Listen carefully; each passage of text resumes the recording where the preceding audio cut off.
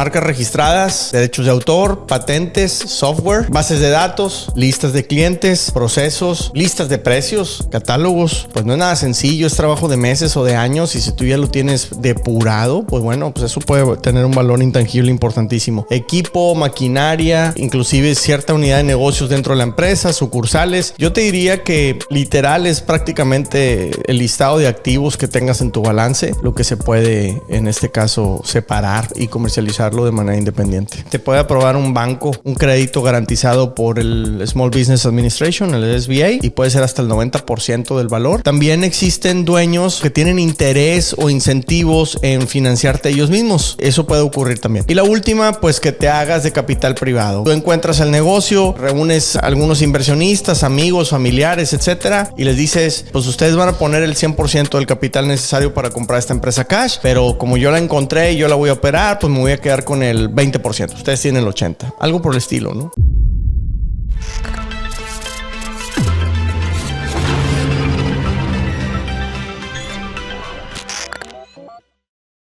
Bienvenidos a Comprando América. Hoy vamos a responder la pregunta, Edmundo, y si el verdadero valor de un negocio no está en su operación, sino en lo que puedes vender por separado de ella. Imagínate comprar una empresa, desarmarla para venderla en partes y acabas ganando mucho más. Y no solo lo imagines, ya hay gente haciéndolo. Sí. Hemos platicado con un par de personas que lo hacen, y muy interesante porque creo que la primera pregunta que puede surgir es, pues, ¿por qué si alguien puede desarmarla y venderla, no el dueño anterior lo hace? Y hay que entender que a grandes rasgos la dinámica es que el valor de un negocio, por lo menos en el mercado actual, tiene que ver con su capacidad directa de producir dinero. Un negocio estresado que no está produciendo dinero, o que por el contrario lo está perdiendo, abre la oportunidad, y es muy normal que se compre debajo de su valor de liquidación, siempre y cuando sea lo que dirían un savvy buyer. Y bueno, este comprador, al ser un savvy buyer, tiene los mecanismos resueltos para poder desmembrar la empresa. Vamos a entrar a detalle, qué tipos de activos pueden venderse, y incluso hay fondos que se dedican a hacer esto, entonces no es algo tan despegado de la realidad. Pero para empezar, ¿qué significa desarmar una empresa?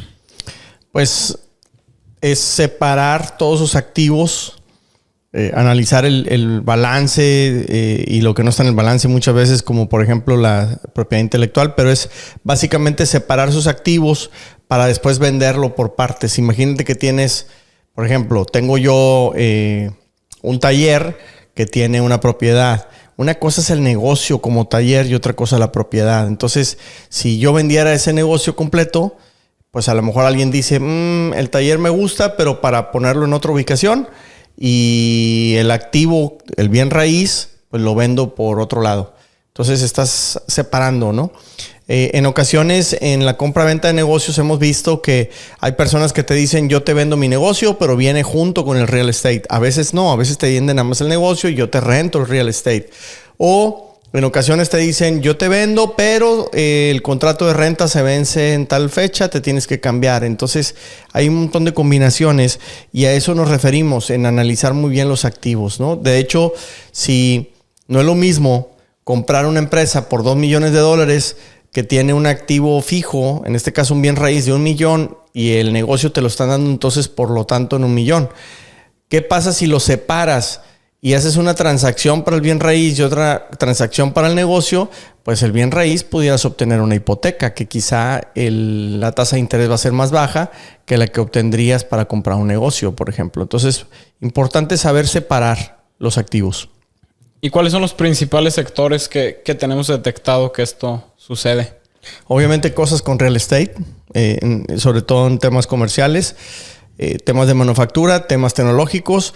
Por ejemplo, alguna vez escuché de una persona que adquirió un negocio, en este caso de como de estos buzones de apartados postales, digamos, pero habían desarrollado un software.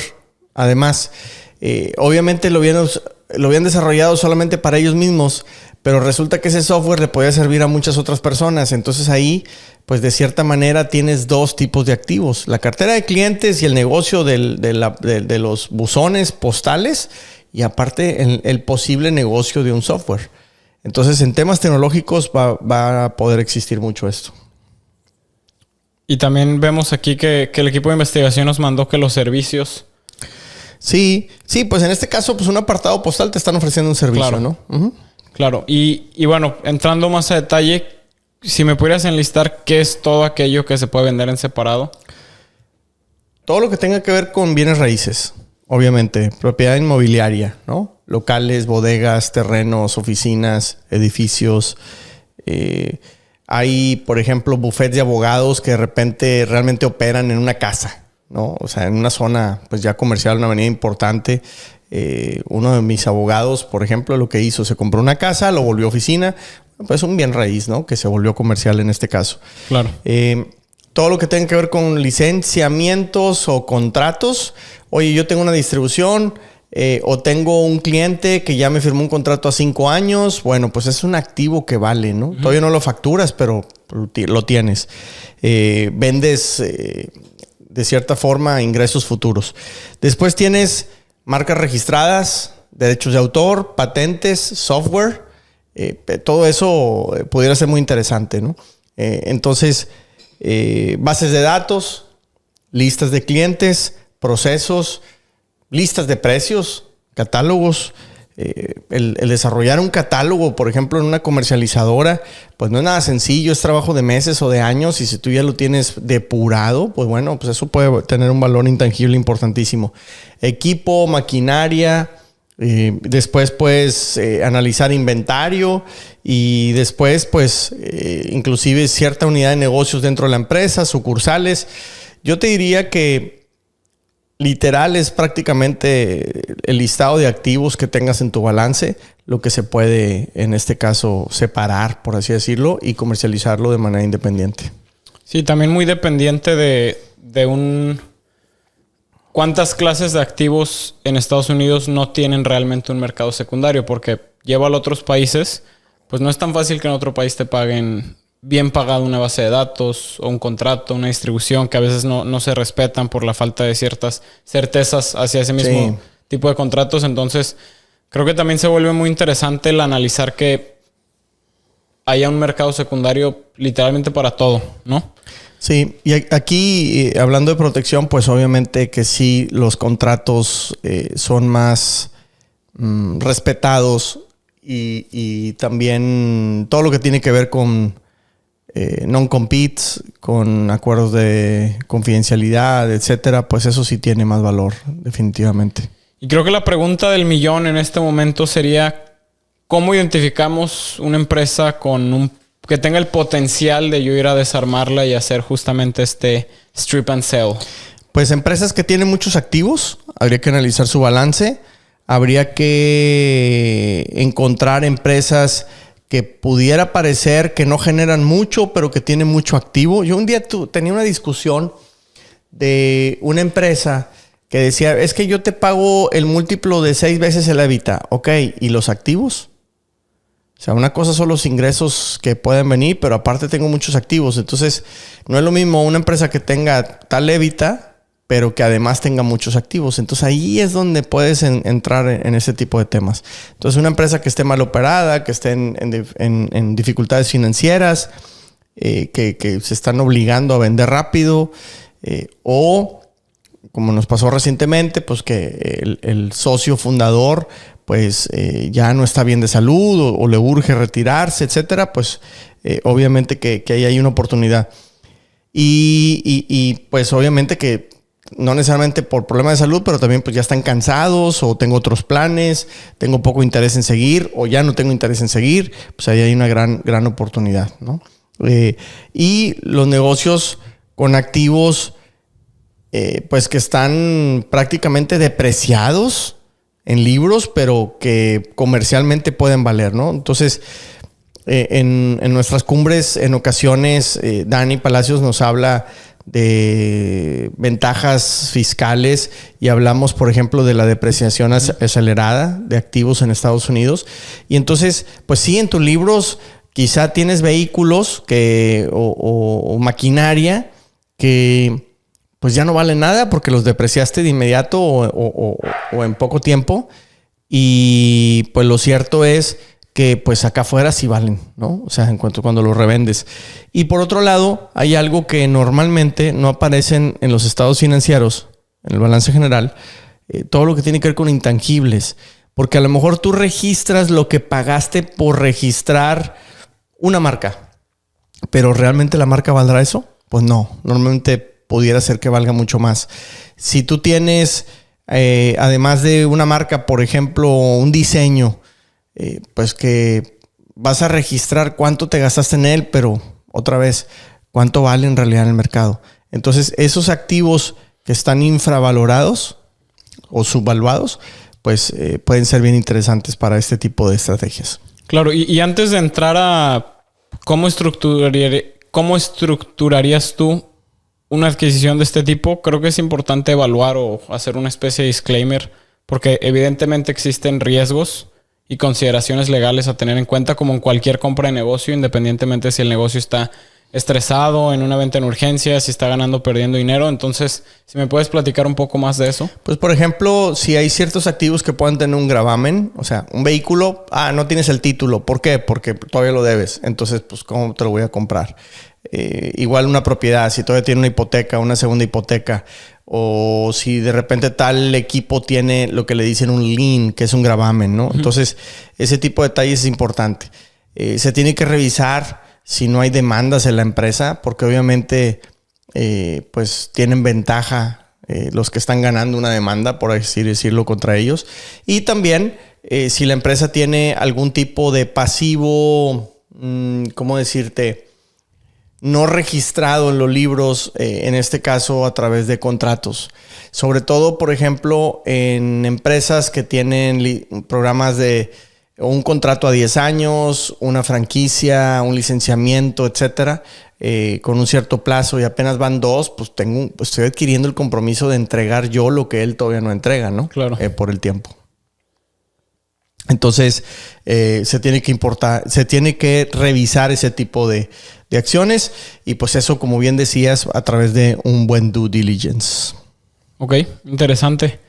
Y bueno, creo que también sería importante sumarle las consideraciones fiscales, ¿no? Ya nos dirá algún día mejor Palacios cómo se tendría que evaluar, si es un tipo de asset deal o si se estructura como un stock deal, si lo haces, ¿cómo vas? Me imagino que debe haber alguna consideración en la estructura de qué tipo de corporación hace esa adquisición y la propia venta. Que bueno, eso creo que ya entra en segundo término. Y antes de eso sería importante pensar, porque lo decía en nuestra última cumbre, creo que cuando hablamos todavía de compras de negocios, hay gente que lo ve como, ok, suena muy bien, pero creo que eso es para el que tiene no sé cuántos millones de dólares en la bolsa, listo para gastar, o para algún fondo que ya haya hecho un levantamiento para eso. Y nosotros insistimos en que hay maneras de estructurar incluso este tipo de adquisiciones, porque no hemos hablado hoy del SBA, y estas adquisiciones incluso el SBA puede participar siempre y cuando cumplas los requisitos. Entonces, ¿qué opciones ves tú para estructurar este tipo de adquisiciones? Sí, pues si eres ciudadano residente, te puede aprobar un banco un crédito garantizado por el Small Business Administration, el SBA, lo que comentas, y puede ser hasta el 90% del valor. También existen dueños que, y ya lo hemos visto, que tienen interés o incentivos en financiarte ellos mismos, ¿no?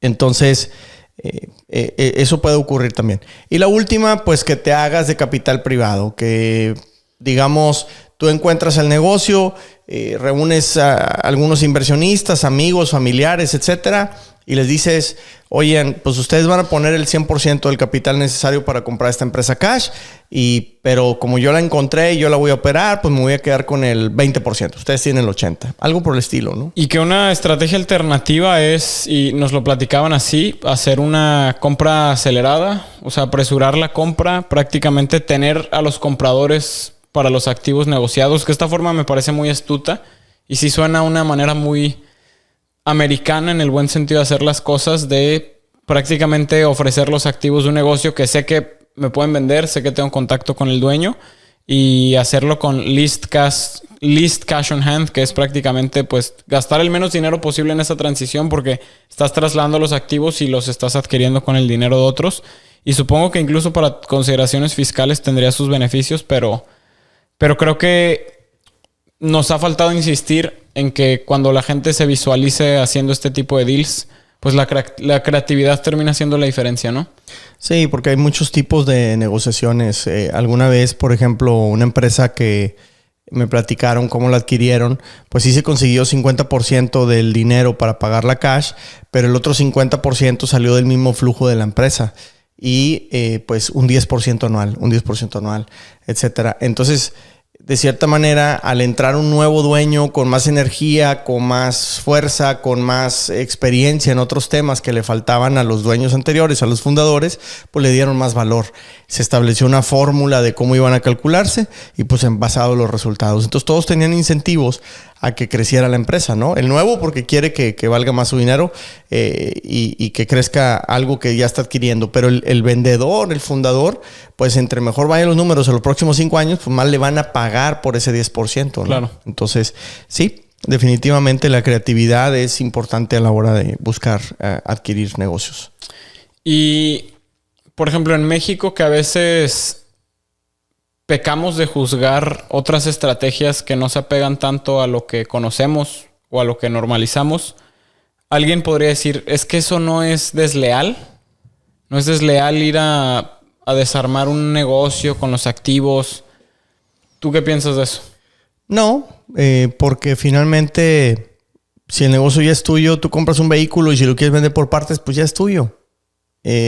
Sí, a lo mejor el fundador puede decir, ay, ¿qué hicieron con mi bebé, con mi negocio, etcétera? Pero le pagaron. Entonces, si él está de acuerdo en venderlo, ahora, si hay un contrato en el que te lo vas a quedar por 5 años y no lo vas a tocar, ahí hay otro tema, ¿no? Claro. Entonces, pues ahí es donde cambia definitivamente la perspectiva. No quiero que se me pase una estrategia excelente que escuché en el que tú podrás decir, pues es que no tengo dinero para adquirir negocios, pero lo que sí puedes hacer es decir, bueno, pues, ¿pero a qué le sé yo? Pues yo le sé al tema de panadería. Bueno, y si me encuentro a 10 panaderías que más o menos den números y les digo que nos aglutinemos, nos juntemos y vamos y vendemos todos juntos, entonces ya le das más valor porque vendiste una cadena, no vendiste una panadería sola, ¿no? Sí recuerdo esa estrategia y recuerdo muy bien el ejemplo. Yo cuando escuché eso dije, oye, yo quiero conocer a la persona porque imagínate el buen vendedor que tienes que ser para convencer a un grupo, así sean 4 o 5, porque con 4 o 5 negocios ya te alcanza para hacer un producto interesante y del tamaño interesante para una salida con private equity, pero qué buen vendedor debe ser para eso, ¿no? No, sí, porque es poner de acuerdo a veces a tu competencia. Uh-huh. ¿No? Entonces, eso está interesantísimo. Sí está retador. La verdad es que a mí me llamó mucho la atención. Que bueno, tú has tenido experiencias no tan lejanas a eso, entonces no me suena imposible, por lo menos para ti. Pero creo que para concluir con este episodio, me gusta a mí que planteemos estas ideas que aunque en un principio a alguien le pueden parecer lejanas, primero que sepan que son cosas que suceden. Sí. Que hemos conocido gente que las hace y pues no es que sean mucho más especiales que la gente que nos escucha o que la gente que asiste a las cumbres. Entonces, es asequible. Entra esta parte que insiste Joe de mentalidad, que aunque suena muy trillado, ¿no? Mentalidad y creértela, pero sí, tener el convencimiento y tomar acción hacia ello. Y de nuevo hacer esta invitación a voltear a ver los negocios de una manera diferente. Tú lo dices desde hace años, no todo es llevarte tu negocio. Creo que eso estás ampliando el espectro de opciones que hay en Estados Unidos para hacer negocio, pero a mí me gustaría cerrar con esa invitación a pensar e intentar leer el panorama de negocios, sobre todo en un mercado como el de Estados Unidos que tiene tantas opciones y tantas zonas desde donde atacarlo, pues de una manera distinta, ¿no? En mi experiencia, trabajando con muchas personas que quieren traer su negocio o sueñan con mudarse, con migrar hacia Estados Unidos, es que la gran mayoría no toma acciones. Y yo siempre lo traduzco en metáforas futboleras, pero pues para meter un balón, pues hay que tirarle. Para que te marquen penal, te tienes que meter al área, si no, pues está un poquito complicado. Entonces, si quieres adquirir un negocio, si quieres invertir en un negocio, pues te tienes que acercar. Y pues como dicen, no pregunta tonta, más tonta que la que no se hace. Entonces, lo mismo con el negocio. El peor negocio es el que se quedó en ideas porque nunca siquiera lo intentaste. Entonces, vamos a vivir una sola vez. Hay que intentarlo, hay que aventarse. Y yo muchas veces veo a dueños de negocios y digo, pues es que no es que el señor sea un genio. La única diferencia es que se aventó. Y trabajó duro, ¿no? Una vez que se aventó, le trabajó bien duro para llegar a un cierto éxito profesional y empresarial. Entonces, definitivamente hay que hacerlo. Hay que intentarlo. Perfecto. Pues de esto y más seguiremos hablando en Comprando América. Y por qué no pensar en alguna adquisición, a lo mejor en conjunto, a lo mejor con uno solo de nuestros miembros, pero pensando en esto, en hacer alguna adquisición. Quizás en algún Deal Day próximo presentemos un negocio para desarmarlo y venderlo. Sí, ¿por qué no? Lo exploraremos. Sí. Y si a ti te interesa conocer más de las oportunidades de inversión, si quisieras comprar América junto con nosotros, envíanos un mensaje. Gracias. Seguimos.